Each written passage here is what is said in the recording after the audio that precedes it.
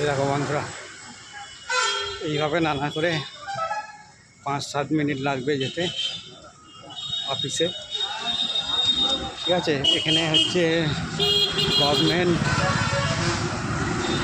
Hospital, government hospital এই সাইডটায়, আর এই সাইডে দেখো মেডিকেল শপ। এদিকে সব মেডিকেল। এই যাচ্ছি রাস্তা ধরে।